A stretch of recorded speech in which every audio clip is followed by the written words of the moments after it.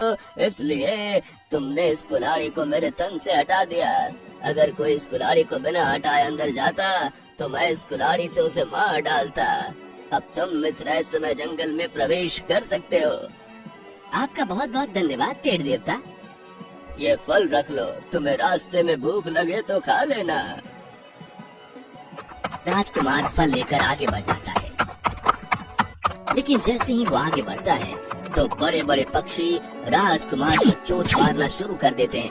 अरे अरे, ये क्या कर रहे हो तुम लोग? मुझे चोंच क्यों मार रहे हो? दुष्ट दानव, कौन है तू? भाग यहाँ से, भाग! लगता है ये इंसान दानव फिर हमारे बच्चे को इस जंगल से पकड़कर ले जाएगा।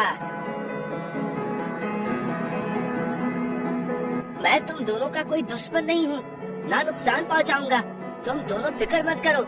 तुम लोगों को क्यों ऐसा लग रहा है कि मैं तुम्हारे बच्चे को पकड़ने आया हूँ? मैं तो सिर्फ उस शीश रत्न मोती लेने आया हूँ। क्या? राजकुमार सारी बातें उन दोनों पक्षियों को बताता है। सुनिए जी, शीश रत्न मोती तो हमारे जंगल के पक्षियों की आंखें हैं और यहाँ हमारे सारे पक्षी स्वस्थ हैं, सिवाय मेरे सबसे प्रिय बच्चे को छोड़कर, जिसे वो शिकारी उठा ले गया था। हाँ, तुम सही कह रही हो। उस शिकारी ने हमारे नन्हे से बच्चे को उस महात्मा की गोद में फेंक दिया, जिसके बाद उन्होंने हमारे बच्चे को श्राप दिया और उसे मिट्टी का बना दिया और अपने साथ ले गया। इसमें मेरे बच्चे की क्या गलती थी? मुझे उसकी बहुत याद आती है। विधाता को शायद यही मंजूर था। संभालो खुद को, पर अब इस इंसानी दानव को नहीं छोड़ेंगे। राजकुमार उन दोनों की बातें सुन रहा था। वो समझ जाता है कि वो मिट्टी का पक्षी इन्हीं दोनों का बच्चा है। मुझे पता है तुम्हारा बच्चा कहाँ है। मेरा विश्वास करो, मैं उसी के लिए शीश रत्न मोती लेने आया हूँ। तुम सच कह रहे हो ना? अगर ऐसा हुआ तो मेरा बच्चा ठीक हो जाएगा। हाँ, मैं सच कह रहा हूँ। तुम बस मेरी इतनी मदद कर दो, मुझे उस शीश रत्न मोती का पता बता दो, कहाँ मिलेगा। मैं तुमसे वादा करता हूँ कि तुम्हारे बच्चे को मैं जल्द तुम्हारे पास ले आऊंगा। शीश रत्न मोती को पाना इतना आसान नहीं है। आगे का रास्ता और भी ज्यादा खतरनाक है। इसमें हम तुम्हारी कोई मदद नहीं कर सकते। कोई बात नहीं, आप लोग मेरी मदद ना करें, पर इस काम को पूरा मैं जरूर करूंगा, चाहे इसमें मेरी जान ही क्यों ना चली जाए। चलता हूँ। रुको, तुम्हारा साहस और प्रेम भाव देखकर मैं बहुत खुश हूँ। लो ये उड़न धस्सा और ये छड़ी कि तुम्हारी सफर में मदद करेगी। बस इतनी ही मदद हम कर सकते हैं तुम्हारी। जी शुक्रिया।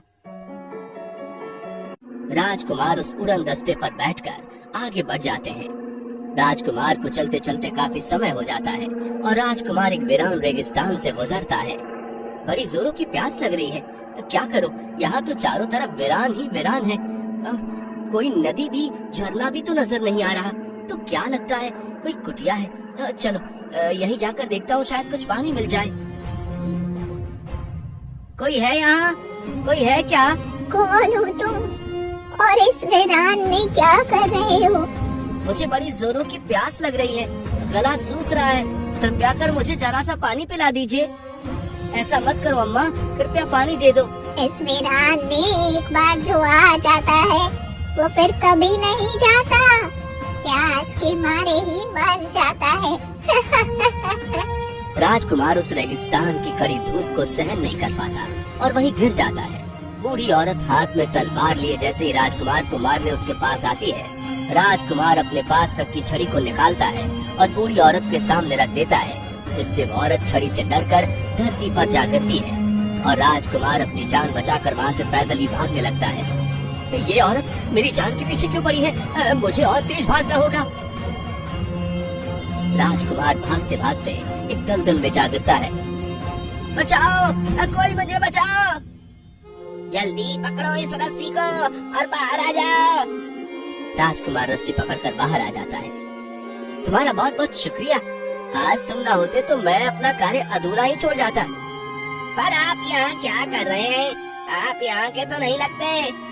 राजकुमार सारी बातें बताता है। अच्छा, बहुत अच्छा काम कर रहे हैं। चलिए मैं आपको शीश रत्न मोती के पास ले चलता हूँ।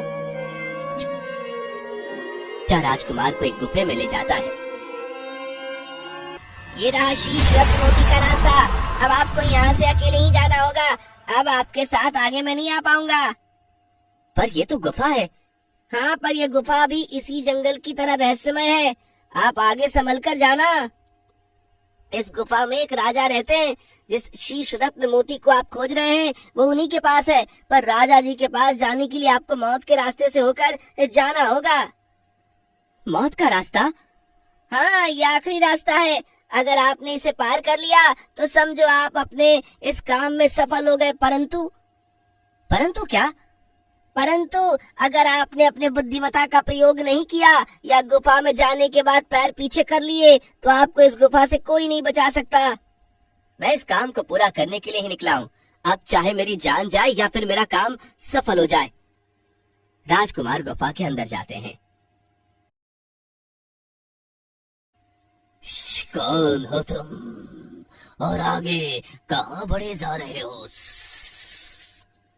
मुझे महाराज से मिलना है। बहुत दूर से आया हूँ, कृपया कर मुझे उनसे मिलने दे। ठीक है, पर उससे पहले तुम्हें मेरे कुछ सवालों के जवाब देने होंगे। अगर तुमने मेरे प्रश्नों के उत्तर सही दिए तो ठीक है, अगर तुमने मेरे प्रश्नों का उत्तर गलत बताया तो तुम्हें मुझसे कोई नहीं बचा पाएगा।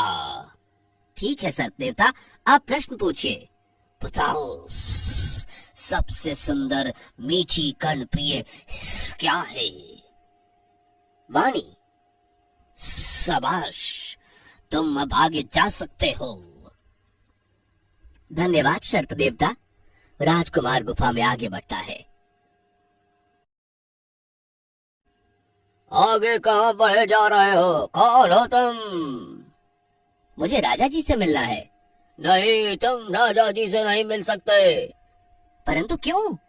राजा जी से कोई साधारण व्यक्ति इतनी आसानी से नहीं मिल सकता। अगर तुम्हें राजा जी से मिलना है तो उससे पहले तुम्हें मुझसे युद्ध करना होगा। तुम अगर युद्ध में जीत गए तो तुम राजा जी से मिल पाओगे। ठीक है। राजकुमार और राजदूत में युद्ध होने लगता है। कुछ समय युद्ध करने के बाद राजदूत राजकुमार के पेट में तलवार से वार कर देता है, जिससे राजकुमार मूर्छित होकर गिर जाता है और राजदूत गायब हो जाता है। कुछ देर बाद मुझे उठना होगा, हार नहीं मान सकता। बहुत लोगों की आशाएं हैं मुझसे। अगर मैं हार गया तो उन सभी की जिंदगियां अंधकार में चली जाएंगी। नहीं, मैं हार नहीं मानूंगा। खून से लथपथ राजकुमार हिम्मत करके उठता है और उस गुफा में आगे बढ़ जाता है। हे प्रभु, मुझे हिम्मत दे। अपना काम सफल करना है मुझे। मैं इतनी जल्दी मरने वाला नहीं। राजकुमार दर्द से कराहते हुए आगे धीरे धीरे राज दरबार पहुंचता है और वो बेहोश होकर गिर जाता है। अरे, ये खून से लथपथ कौन है?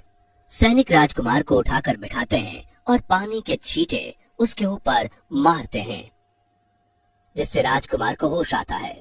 कौन हो तुम? तुम इस जगह के तो नहीं लगते। जी, सही पहचाना आपने मुझे। मैं इस जगह का बिल्कुल भी नहीं हूँ, परंतु मैं यहाँ आपके पास ही आपसे मिलने के उद्देश्य से आया हूँ। मुझसे मिलने के उद्देश्य से? पर क्या उद्देश्य है तुम्हारा? राजकुमार सारी बातें राजा को बताता है। महाराज, बड़ी आशा लेकर आपके पास आया हूँ। कृपा कर मेरी मदद कीजिए। मुझे शीश रत्न मोती चाहिए। अगर आपने मुझे ये रत्न नहीं दिया तो 7 जिंदगियां खतरे में पड़ जाएंगी। क्या 7 जिंदगी? भला वो कैसे? वो बेचारा पक्षी जो बिना गलती के ही सजा भोग रहा है और मिट्टी का बना हुआ है, उसके माँ बाप जो अपने बच्चे के वियोग में जिंदा लाश बने हुए हैं, राजकुमारी जी से इस बात की चिंता है कि ना जाने कब शीश रत्न मोती आए और उसका विवाह हो, राजा का पुत्र जिसकी आंखों की रोशनी तभी आएगी जब शीश महल आएगा, और स्वयं राजा जो राज्य की प्रजा की चिंता और अपने उत्तराधिकारी की चिंता में न सो पा रहा है न जाग, और 7वां स्वयं मैं जो राजकुमारी को बेइंतहा मोहब्बत करने लगा हूँ। वाह, वाकई तुम एक अच्छे इंसान हो। तुम्हें खुद से ज्यादा दूसरों की फिक्र है। मैं तुम्हारे इस काम से प्रसन्न हुआ। तुमने अपनी जान की परवाह किए बगैर इस काम को करने की सोची। इतना पता होने के बाद भी किस राह पर कितना खतरा है, तुम जान हथेली पर रखकर चले आए। जीवन वही है जो दूसरों के काम आए महाराज। इतने लोगों की जिंदगियां जुड़ी है इस शीश रत्न मोती से। आप बस मुझ पर इतनी मेहरबानी कर दी कि मुझे शीश रत्न मोती दे दें। इसके लिए मैं आपका सदा आभारी रहूंगा। राजकुमार, कितने सारे लोगों का जीवन सुधारने जा रहे हो, इस काम में तुम्हारी सहायता मैं अवश्य करूंगा। राजा अपना मुकुट उतारता है और उसी मुकुट में शीश रत्न मोती जड़ा हुआ था।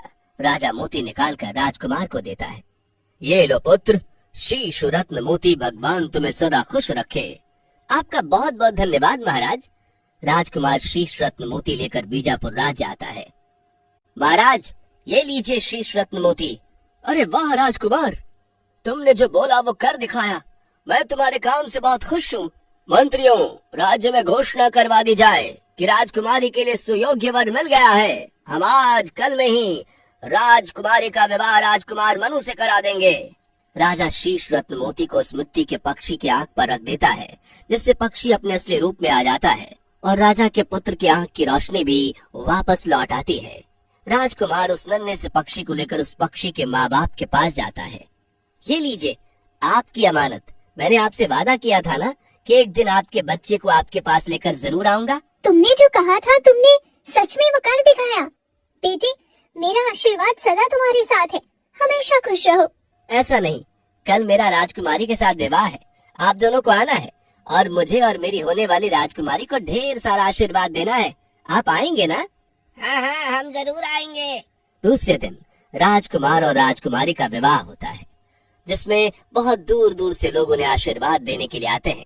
साथ ही वे दो पक्षी भी अपने बच्चे के साथ